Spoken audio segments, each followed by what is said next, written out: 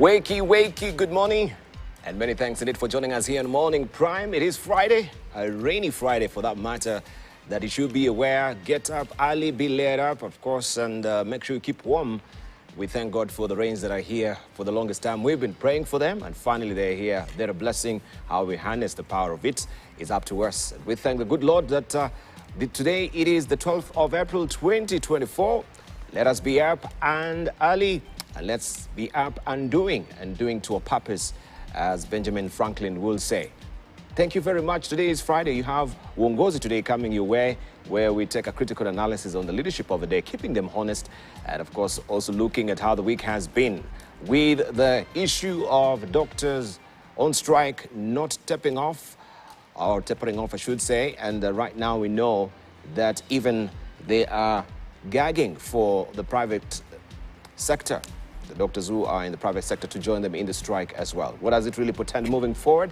We shall be looking at this and other raft of issues as well here on Uongozi today. But let's see how the weather will be today, given that we have the rains here. Make sure you keep warm.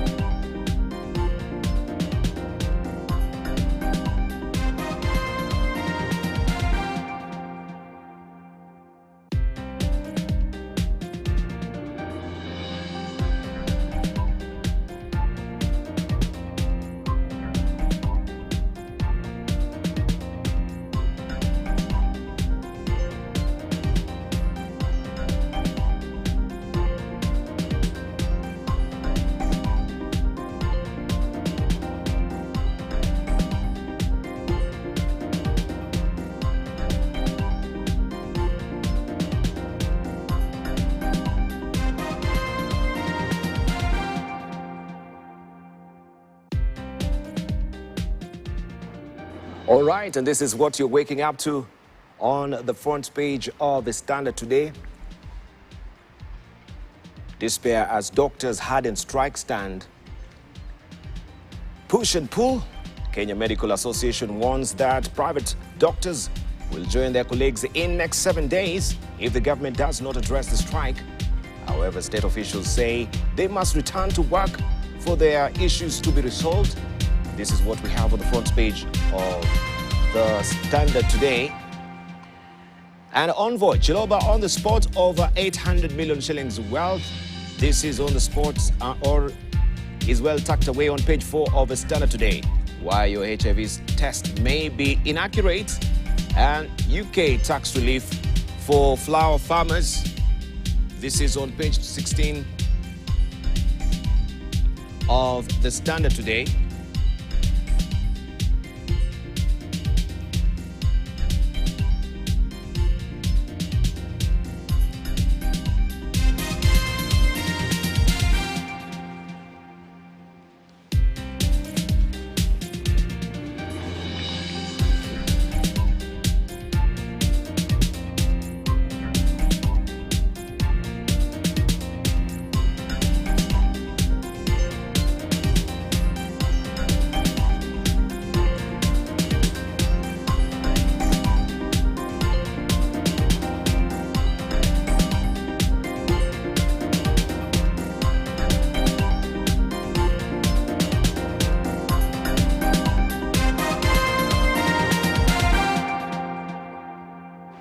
This is the Standard today, and favors that keep prices up. Puzzle of county workers with the same bank accounts.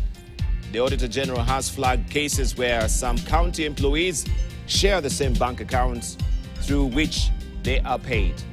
Elgeyo Marakwet, Bomet and Baringo paid money to employees sharing bank accounts. That is a story that you want to follow inside the Standard today. And tributes pour in for June Moi. Family and friends condole with Moi family after June Moi passed on in hospital following short illness. And this story continues on page 2 of the Standard today. Also, make sure you grab a copy because you have the Pulse magazine coming in handy for you inside the Standard today. The Daily Nation. Lessen tax burden, bishops urge state. Lessen tax burden, bishops urge state. This is what is holding the front page of the Daily Nation today. Clergy calls for an end to doctor strike, seek waiver on missionary work permits. These are tough times. Catholic bishops saying life became harder for many Kenyans in the past year due to the high cost of living brought about by overtaxation, even as a new opinion poll said the country is headed in the wrong direction, citing increased taxes and unemployment. This story continues on page 4 and 5 of the Daily Nation today.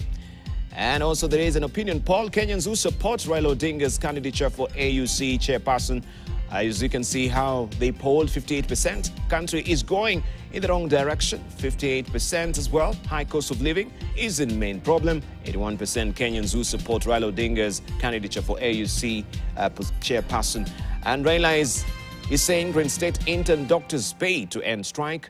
Opposition leader Raila Odinga has asked the government to reinstate the 206,000 salary for interns and suspend its decision to review their stipend until the next collective bargaining agreement is signed.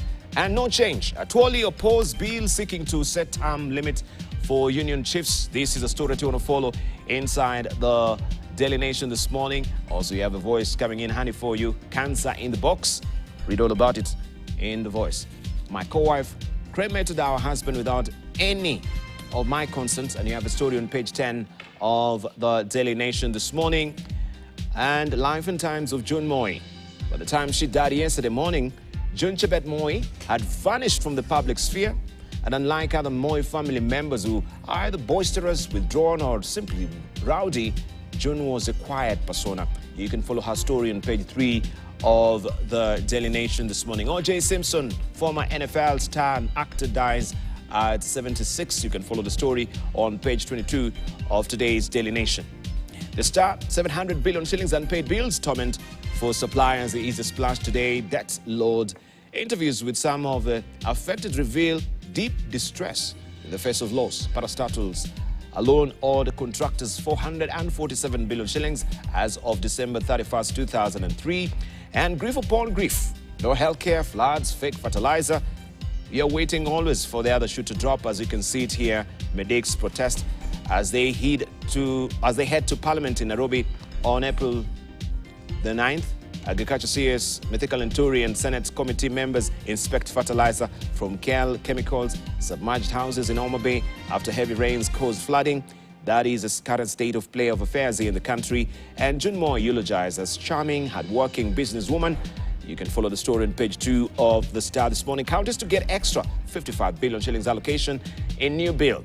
O.J. Simpson, acquitted of killing wife, dies aged 76. And also you have the Siasa Pullard magazine coming in handy for you today inside The Star. Can state officers elected as independent candidates join parties? That is their burning question. Raila's pounding headache. Read all about it tucked away inside The Star today. People Daily, Catholics, keep off our schools, they say. Tough fight. Bishops raise the red flag over proposed law that will empower Education Ministry to seize control of institutions sponsored by the church.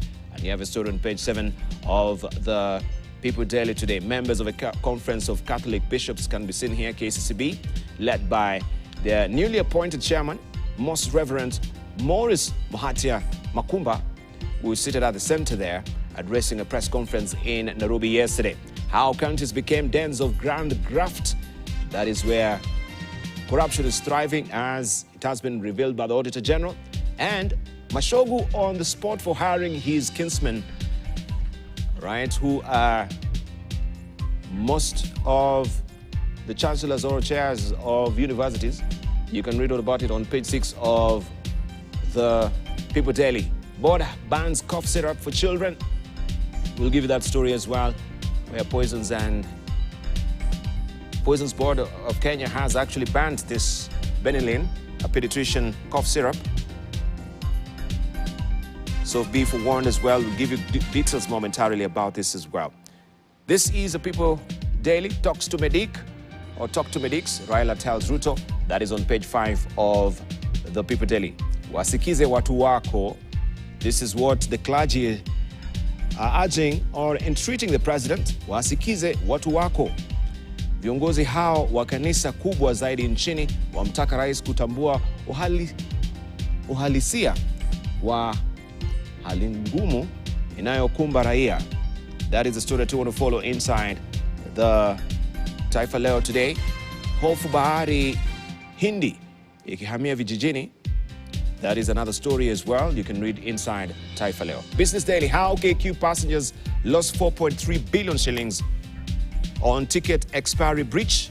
This is another story. Airline gives customers 13 months to travel. Afterwards, tickets are forgone. That is what you want to follow on page 2 of the Business Daily today. Substandard or fake Linturi's new defense of fertilizer. Agriculture Cabinet Secretary Mythical Linturi and the chairperson of the Senate Committee on Agriculture, James Murango, inspect a sample of fertilizer in the Senate yesterday. Mr. Linturi dismissed reports that the subsidized fertilizer being distributed to farmers across the country is fake, saying some of it was substandard. And you can follow the story on page 2 of the Business Daily this morning. Farmers pain as 41% of tea is rejected at Mombasa auction. More than 41% of Kenya's tea presented to the Mombasa auction in March remained unsold, leaving sellers with a growing pile of unsold consignment of the beverage. And State House Interior Ministry top list of hospitality spenders. The State House and the Office of the President spent 653.5 million shillings on hospitality in the first phase of the fiscal year ended December 2023, leading other government departments in this line of expenditure. 6 counties, 33 billion shillings spending and adverse opinion. You can read all about it on page 14 of the Business Daily there, just looking on the ticker. Let's see what is happening in Uganda. Police arrest ex-Equity Bank boss over fraud. This is what is in Uganda right now. Person of interest, detectives at Kampala Metropolitan Police reportedly detained former Executive Director Kenneth Onyango alongside some agent bankers on instructions of the Directorate of Public Prosecutions and other law enforcement agencies. Mr. Onyango resigned from the bank last month. You can follow the story on page 5 of the Daily Monitor this morning. Start of a send-off. FDC Katonga faction neutralizes Sarah Eperu. And you can see a picture here as they continue with the procession there. MPs to get salon In new building, MPs to get salon services in new building. The Minister of State for Environment, Ms. Beatrice Atim Aniwar, yesterday requested that salon be set up at the new Parliament building currently under construction to offer makeover services to legislators. You can follow the story on page 8 of the Daily Monitor in Uganda. And how to curb heart disease early. PPDA seeks to amend age limit for executive director. And also, you have a scoop inside the Daily Monitor in Uganda. The New Times in Rwanda, UN genocide prevention chief to genocides. We are watching you. There are Kwibuka 30 events going on everywhere in the world. All UN offices in the world marked Kwibuka as well. This story continues on page 4 and 5 of the New Times. And you can see how they came out in force here. Thousands of Rwandans participated in a solemn walk from IPRC Kigali to Nyanza Genocide Memorial in Kisukiro district as part of the 30th commemoration of the genocide against the Tutsis on Thursday, April 11th. Held annually, the walk has come to epitomize the abandonment of Rwanda by the international community. During the genocide, thousands of Tutsis were abandoned by UN peacekeepers and were made to walk to their death at Nyanza Hill. That story is inside the New Times as well. Remember, this has been the week they've been commemorating this since Sunday, and you can grab a copy to get all the details inside the New Times. In Tanzania, there is fresh hope as UK suspends global tariff on cut flowers. The United Kingdom has suspended its global tariff on cut flowers, making export to British markets cheaper and easier for the next 2 years, and raising fresh hope among exporters in Tanzania. Tanzania exported a total of 1,100 tons of flowers worth $62.31 million in 2023. And also the UK's relationship with East African tribes on mutually beneficial trade. This tariff suspension will allow the flower trade to truly blossom. By working together, we can achieve great things, or in this case, grow great things. And this is from John Humphrey, the UK Trade Commissioner for Africa. You can read all about it inside The Citizen.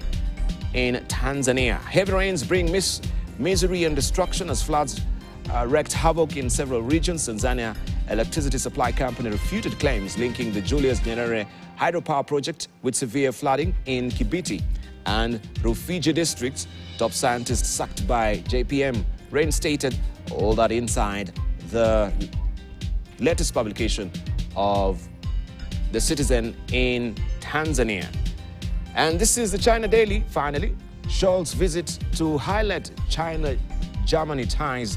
3 federal ministers, an high-profile business delegation to accompany Chancellor. This is on the front page of the China Daily today. And also containment efforts by US defy common sense. This is just a World Watch there, an opinion. You can read all about it inside the China Daily as well. Right, I shall be showing you other publications, what we do have inside the Economist as well, and the Newsweek, and other international publications as well. But make sure you grab a copy of the bold paper for all those riveting stories as well, as we continue pace with analysis of how the week has been here on Uongozi today. But on a more important and of course the distressing story is about the drug regulator. This is the Pharmacy and Poisons Board, PPB, which is recalling a batch of Johnson & Johnson children's cough syrup. It announced on Thursday, a day after Nigeria recalled the same batch of medication under the Benylin pediatric brand. Nigeria's health regulator said laboratory tests on the syrup showed a high level of diethylene glycol, which has been linked to the deaths of dozens of children in Gambia, Uzbekistan and Cameroon since 2022, in one of the world's worst waves of poisoning from oral medication. Pharmacy and Poisons Board said in a statement it had commenced investigations and advised that sales of certain batches of the product be halted and returned to suppliers. That is the latest. So if you have that particular batch that is being recalled, make sure you just check on it so that you might not be giving your children, especially in this particular cold season that we're in. Many of them are caught coughing, and also we've been advised there is a flu infection that is going around about the country right now.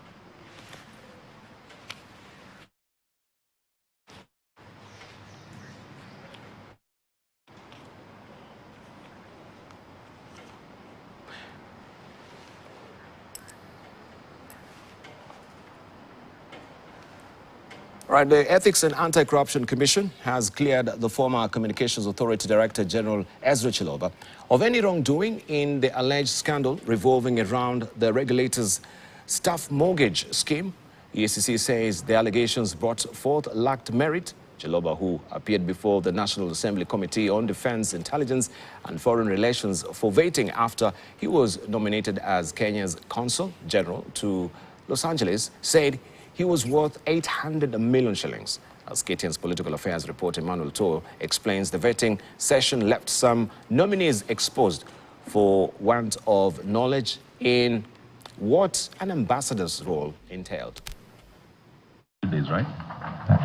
Now they have come. 7 months after he was kicked out of the Communication Authority over alleged abuse and misuse of funds in the authority's mortgage scheme, former Communication Authority Director General Ezra Chiloba has been let off the hook as the Ethics and Anti-Corruption Commission gave him a clean bill of health as far as CA staff mortgage scheme is concerned.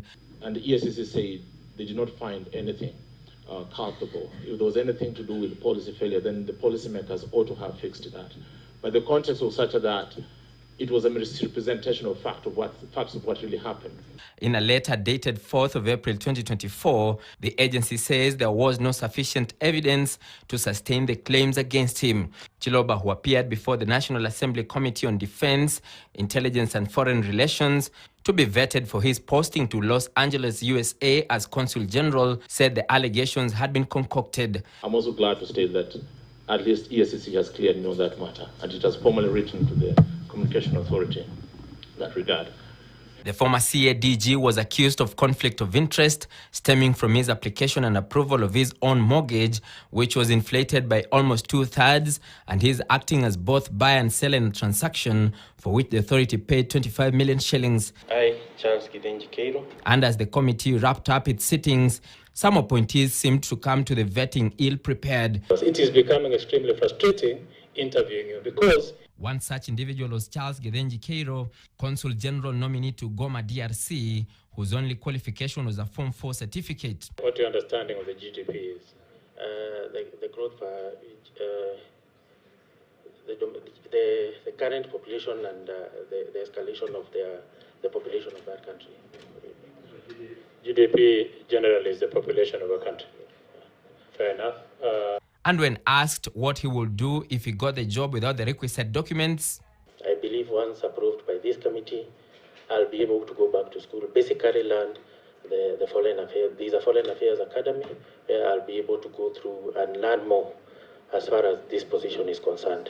The session ended prematurely, with members wishing him the best. Other nominees who appeared before the committee include Dr. Fancy To to Geneva, Switzerland, Ekitele Rastas Lokale to UN, New York, USA, seasoned Ambassador Moile Moshira to Tokyo, Japan, among others. Apart from your strength, what have been your weaknesses arising from the challenges that you've been facing as you traversed these countries? I think the number one challenge we have as Kenyan diplomats is that we don't get the support that we require. I think it is important that as a country, we invest adequately in our missions abroad. The committee will now retreat to write a report, which will be presented in Parliament soon. Emmanuel Toh, KT News, Nairobi. And tributes continue to pour in following the death of former President Daniel Arap Moi's daughter, June Chebet Moi, who died last Thursday morning at the Nairobi hospital at the age of 60. In a statement, the Moi family confirmed the loss and requested for privacy as they come to terms with the shocking news. KTN's Francis Otomo has more. She has been described as a lady of remarkable charisma and endearing demeanor. Despite being the daughter of Kenya's second president, June Moi chose a quiet life. Most of the time, she kept away from the public limelight. Her death today morning shook friends and family alike.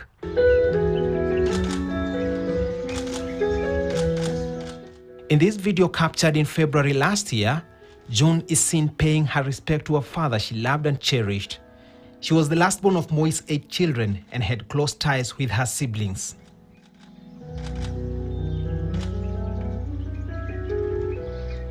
President William Ruto shared his tribute on X, and I quote, "My heartfelt condolences to the family of the late President Daniel Arap Moi over the loss of June Chebet Moi.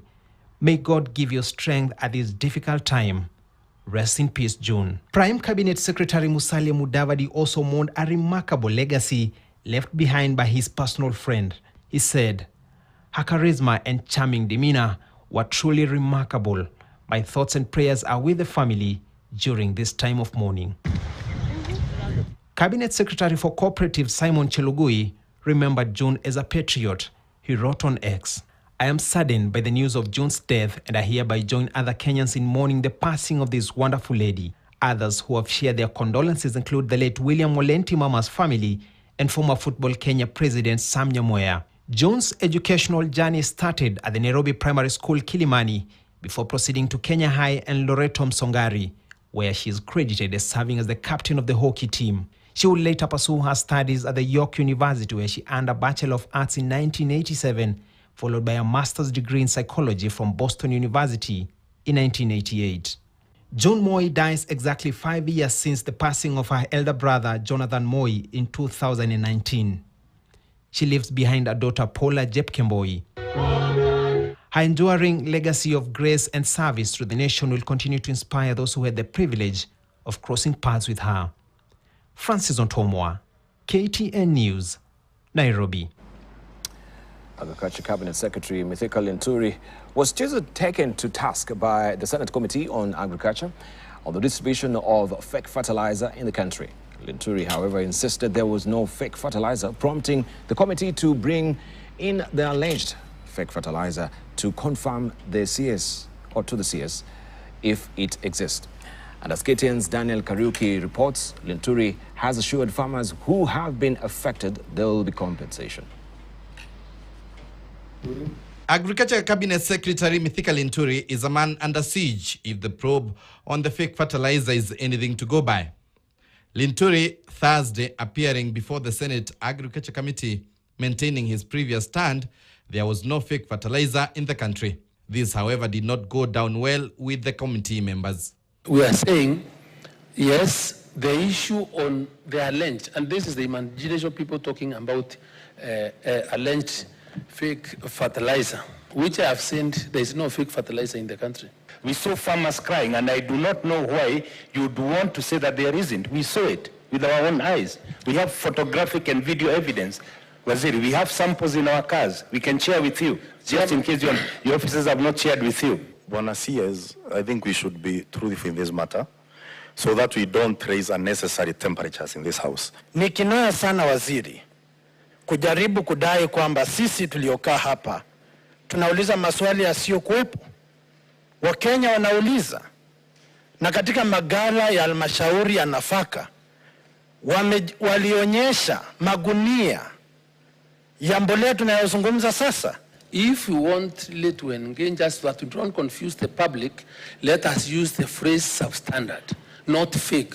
Because there's no fake fertilizer in the country. But the CS was brought to the reality and found himself on the receiving end after the committee presented the alleged fake fertilizer. Ama kuna mfumo fulani wa watu ambao wanataka kuangaisha na kuharibu nyenzo za serikali za kuhakikisha kwamba tunapata mbolea inayostahili. We have received fertilizer this afternoon, which I'm supposed to go and check in Mombasa, that the necessary protocols have been followed for clearance to ensure that this conforms with the standard that now I'm alert and must be on top of things, so we will be able to remain the situation. However, members questioned the awarding of tender, with section urging the CS to clarify if there was any relations with the directors of some of the companies awarded the tender. You know, we want us to, I really do not want us to get off level of trying to dramatize these proceedings and remain relevant to the issues and not digress. The CS has said farmers who have been affected will be compensated. Daniel Kariuki, KTN News at the Parliament Buildings, Nairobi. To health matters now, where the Kenya Medical Association is threatening to mobilize health workers in private hospitals to withdraw services in the next 7 days. This comes as the crisis in the public health sector deepens. Meanwhile, the Kenya Union of Clinical Officers, whose members also stopped working, blamed the county government for failing to honor their collective bargaining agreement. KTN's Catherine Imuraget reports. Days after their demonstration was disrupted by unknown goons, the striking doctors were at the Kenya Medical Association's offices. After the meeting with the consultant doctors' body, they emerged with a message of solidarity. Private hospitals could soon join the ongoing industrial action within 7 days. From Tuesday, services in the private sector, we will ask our doctors to withdraw until the demands that are affecting the health sector are addressed. The decision follows comments by SRC Chair Lynn Mengich on a local national television, touching on the middle class, their health-seeking habits amid the ongoing crisis. The responsibilities of these interns are clearly spelled in both legislation and the CBA, and anything aside from this amounts to forced labor and trashing of ILO principles. Meanwhile, the Doctors' Union is calling for the inclusion of the Kenya Medical Practitioners and Dentist Council during the budget cycle for the placement of medical interns across the country. This, they say, is because the Commission of University Education Act has proved to be negligible within the healthcare system. KMPDO has also criticized the Moi Teaching and Referral Hospital, together with the Kenyatta University Teaching Research and Referral Hospital, for hiring foreign doctors. The union says this is a blatant violation of workers' rights. In KU, they are employing doctors, cardiothoracic surgeons on 1-month contracts. Some of them on 3-month contracts, some of them as locumers. So can you imagine that your own people you treat so badly? Then you bring some foreigner with questionable credentials. Then you pay them 3 times with all those benefits. So it means that the government knows the true worth of a doctor. Meanwhile, in Kakamega County, Governor Fernandez Barasa has asked medics to go back to work, failure to which they will be fired. I want to ask all the striking doctors that tomorrow by 8 a.m., I want all of you to resume your duties. And any doctor who will not be at their workstation by 8 a.m., we shall not have any excuse other than releasing them. We are ready to employ other doctors. However, in Kisumu County, the clinical officers have been on strike, blaming the county for not implementing the CBA. However, in Kisumu County, the clinical officers have been on strike, blaming the county for not implementing the CBA. Catherine Imuraget, KTN News, Nairobi. Staying with health matters, Azimio la Umoja One Kenya leader Raila Odinga has finally broken his silence over the ongoing doctor strike, which has left patients in public hospitals helpless. Speaking on Thursday evening, Raila called on the government and the medics on strike to reach an agreement to avert what he terms as a full-blown crisis. According to Raila, after consultations, the health workers on strike say they will resume duty if the government met half of their demands. I appeal to the counties that have terminated contracts of the doctors for one reason or another to reconsider their actions and engage the doctors. The counties that have done so or are in the process of doing so know themselves. I request them to reconsider their steps. I believe that the above actions, if taken in consultation with the union, will see us avert the crisis that's building up in the health sector and pave ways for less antagonistic engagement. This is a crisis that has serious ramifications. We want this crisis to be resolved. We have not spoken before, but we want the government to take notice that we cannot remain silent for a longer time when this is persisting. We ask them to act now. And if they don't, of course they know that the consequences will be very grave indeed. Conference of Catholic bishops is calling for truce to end the doctors' strike that has crippled the country's healthcare sector for a period of 29 days. The bishops have also asked the government to clear all debts accrued under the National Health Insurance Fund before transitioning to the Social Health Insurance Fund. As KTN's Vera Mura reports, the Catholic bishops, however, pleaded with Kenyans to be patient as the government works to improve their lives. The Kenya Conference of Catholic Bishops is the latest body to join the bandwagon of those calling for an end to the medic strike that has dragged on for a month now. Remain hopeful that something is going to be done about these very pertinent and serious issues we have mentioned. In a strongly worded statement titled "The Cry of the Oppressed," delivered on Thursday in Karen, Nairobi, the Catholic bishops highlighted the irreversible effects of the strike, urging the warring parties to reach a truce. It is hurting the country. Many people are suffering in hospitals. We understand the plight of the medical practitioners. We also understand the situation the government is in. I think where people sit at the table, around the table, and talk about things, there is always going to be a solution. As Kenya prepares to switch from the National Health Insurance Fund, NHIF, to the Social Health Insurance Fund, SHIF, in July, the Catholic bishops have also made another plea to the government to clear all debts acquired under NHIF before effecting the transition. The faith-based hospitals are owed huge amounts by NHIF. As of now, this has accrued to over 2 billion Kenya shillings.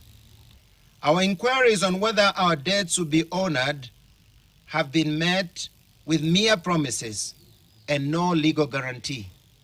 The bishops also decried the increase in the charge for work permits for missionaries from 15,000 Kenyan shillings to 150 Kenyan shillings. Besides, they took issue with the Basic Education Bill of 2024, claiming it seeks to dilute the role of the church and learning institutions in Kenya.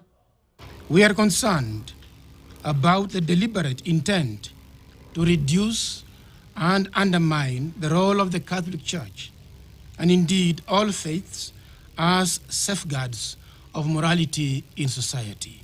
The bishops called on President William Ruto's regime to make a commitment to Kenyans on the way forward to ease the economic burden.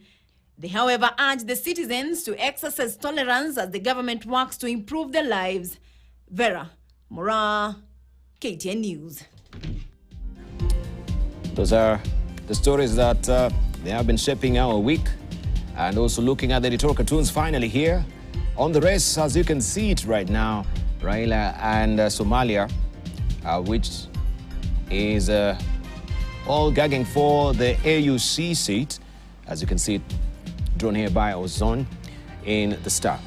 All right, playing music to the goats right now. Call off the strike or face the music. And the doctors are not rowing back, as you've seen. There are rallying calls from also the clergy and other sectors of the country. Patients are suffering right now, but they are not rowing back. In fact, it's even getting worse now that they're threatening to have also the Kenya or KMA Medical Association joining the strike as it is. This is what Stano has drawn today. And the prodigal Chiloba, as you saw it, is been cleared by EACC. There is no sufficient evidence as far as the case that he was embroiled in with the Communications Authority on the mortgage is concerned. He seems to be a man with 9 lives, as you can see it. Always, he sits or his pants is on fire every time, wherever he goes. So we are eagerly waiting to see what will happen as well, him being the Consul General in Los Angeles. I want just to maybe pick the brains of my guest as we go on. Churchill Suba is joining us. He's the Executive Director of Kenya National Civil Society Congress. Also, we're joined by Kipruto Arap Kirwa, who is a governance and policy analyst. Also, we do have with us Professor Kindiki Jonah, who is a governance and policy analyst. And we do have as well Dr. Martin Olo, who is an advocate of the High Court, head of Department Daystar School of Law. Thank you, gentlemen, for joining us. Maybe we should begin with Churchill Suba on this particular editorial cartoon. If we may just have it back so that they may comment on them, just looking at that so that they can decipher it appropriately according to their own perception. Right, looking at that editorial cartoon that had been published by Victor or in the Daily Nation, what do you decipher from it? And in light of what the vetting committee decided or what they picked yesterday, and then they'll come up with their own report. Yes, I think I've seen even some of the questions that that Chiloba was asked, and of course a number of MPs were or appeared to have been concerned about his what they described as his restlessness. But I think what goes for Chiloba is the fact that he has worked with the IBC. That is his greatest qualification. When you work with IBC and you are part of the decision-making processes that declare certain individuals to have won elections, Chiloba will always be qualified for any future state or public appointment. And so irrespective of whether he's restless, as some members of the National Assembly described him, I think he has what goes for anyone who is bound to serve until perhaps he retires or leaves, as he often does. So we have seen it even with others other than Chiloba. If you want to be a permanent employee of the state, you must strive to get a job with the IBC and be part of the team that declares who has won. And I think that seems to serve him very well. And that's why even, the allegations that he may have misappropriated some funds at the Communications Authority, didn't go far, because he's a blue-eyed boy who seems to know some secrets behind previous election results, and that's what makes him qualified for any appointment. His enormous wealth, notwithstanding, I'm sure that even Mheshimiwa here, who has even been a minister in government, may be dwarfed by Chiloba's apparent wealth, and he has a way of explaining, doing consultancies. And I wonder when he did these consultancies, because he got into IBC through secondment by the UNDP, and that time he used to be on the payroll of the UNDP, and then it is on that basis that the Isaac Hassan Commission, the Interim Independent Electoral Boundaries Commission, tapped him to be the CEO.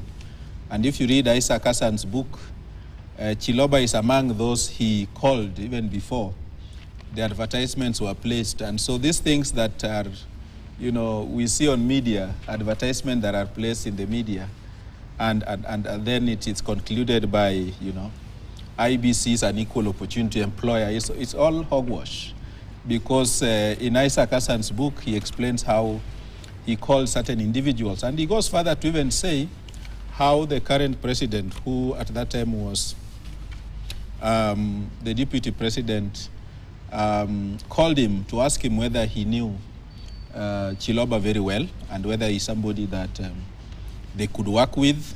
So it is not surprising that these appointments, that the president is now himself tapping Chiloba to be a consul general in a very key, diplomatic station. In the US, being a consul general in Los Angeles is as good as being a full ambassador in other, backwater, postings. And so it doesn't surprise me at all that even with all the fire behind him on his back, he's still able to run And of course, you can see, I'm trying to imagine, and if I'm not wrong, the person watching as he passes by is none other than His Excellency the President. Yes. All right, so he's been exonerated from RBC. Now this one also with the fraud probe at CA is gone scot-free. That is a fire that cannot be quenched as it seems here. So I want just to also to get the views of you. Well, Dibal, at times one gets worried about what happens in various institutions. We knew, I don't know about the IBC, I may not say much, but when it comes to CA, Commissioner Authority of Kenya, I think that was an issue of members of the board wanting just to get rid of Chiloba for other reasons. Really? Because it was clear that it was a normal house mortgage that he took, and it did not really float any of the regulations of the institution. So this becomes a begging question, because one of the ministers said he was not even aware of the decisions that had been made at that particular organization. And it tells you that this regime has not stuck to the principles of working together and maintaining the normal protocol, where a minister, once given a certain portfolio, is allowed to operate independent, but of course dependent on the advice of the cabinet and the president himself. It worries me because when you sack an officer from one institution and you give him another assignment, it means the two hands are not communicating. The third issue is that, of course, notwithstanding the wealth, which could be 800 million or so, perhaps he inherited some of it, and some of us did not have the opportunity to inherit a lot of what we have. We've had to work for it, and therefore, I don't know why Churchill thinks that I'm worth less than 800 million. And I'm not about to declare my wealth because... you are not very right, by the way. That's not a very poor man. So, I may be the wrong example because I'm slightly older than Chiloba, and if you are really earning your wealth genuinely, the longer you are in town, the higher are the chances that you are likely to create wealth more than those who follow you. But of course, Chiloba, being a lawyer, could have been more versatile than myself. But a more important issue when it comes to that of Chiloba is that let institutions communicate. And if somebody is in trouble in one institution, it doesn't mean that person has committed a crime unless proven by a court of law that that person committed this crime, and the clearance by anti-corruption authority may not really be something that we need to talk about, because these institutions, they clear you as the case may be. Because I'm yet to see an institution that is fully independent. When we hear the DPP say that he did some of the cases because he was trying to respond to certain authorities, it worries you about the independence of these authorities. Yeah. All right, let's hear from Professor Kindiki. Yeah, I'm not really very surprised to see Chiloba being given that position because being in charge of that place at Los Angeles is quite something. You need somebody who is experienced. Experience here goes with key positions he has ever held in this country, and having worked for Communication Authority and also ABC, him being a lawyer, I think he is qualified. There are only a few issues that, if you look at the cartoon, that he was sitting on fire, and maybe it's going towards another fire, meaning I think it's just an illustration to show that that's a very sensitive position and very key, which he has to work very hard if he has to maintain his position at that place. Issues about the Anti-Corruption Commission clearing him, I think these bodies are independent, and as far as we say they're independent, they're also interdependent. They're interdependent because they don't act on their own without also consultations. So I think we personally may say very little about the commission because I don't know what criteria they used to clear him, but as long as they have cleared him, then it means that he is free to have any position anywhere, you know, as appointed by the authorities that may be. Also about the wealth, issues about wealth. It really doesn't matter so much in the wealth that one acquires, because you can get it through many sources: inheritance, through business. Others are gifts you are given by maybe friends or relatives, if you have relatives who are rich enough. So as long as you have got wealth in the right manner, that's not something to worry. And there is no age limit of, you know, people having wealth. There's quite young people who are very wealthy, and others old people who are not wealthy. So I think some of them is just luck. All right, thank you. You are in the right place, and then you get the money, and that's why I think maybe has been cleared. Right. So I think let's wait and see, because we don't know how he is going to work there if he has been cleared. All right. So we have this gentleman also as well, who's was before the committee, the vetting committee, being probed as well. He's just reached Form 4. He was asked a very critical question, like simply to define what GDP is. Size of the population of the country. GDP is the population of a country. That is what he was saying. I want you to just weigh in, Dr. Martin Olo. So this is a person who we are sending out. Well, this is a vetting process, but we wonder, you know, in selecting such people, what criteria do you use? I mean, there's so many consummate people, scholars in this country who can actually do better than even failing to define GDP. You see, Dibal, I'm listening to my colleagues here very carefully, and I want to suggest to them that Chiloba qualifies to be anything that this government or this country wants him to be. Because the qualifications are known. Number one, you have to have a scandal. Yeah? You have to have a scandal. Yes. Number two, you have to have unexplained wealth. Yeah? So I'm looking around here and I'm trying to find out somebody who is uncomfortable because he has unexplained wealth. So if you don't have unexplained wealth, you don't have a good scandal, and you don't have to have a track record. For example, this guy of Form 4, all he needs is to say he's a good Christian, he prays and he fasts a lot. And maybe that takes him somewhere.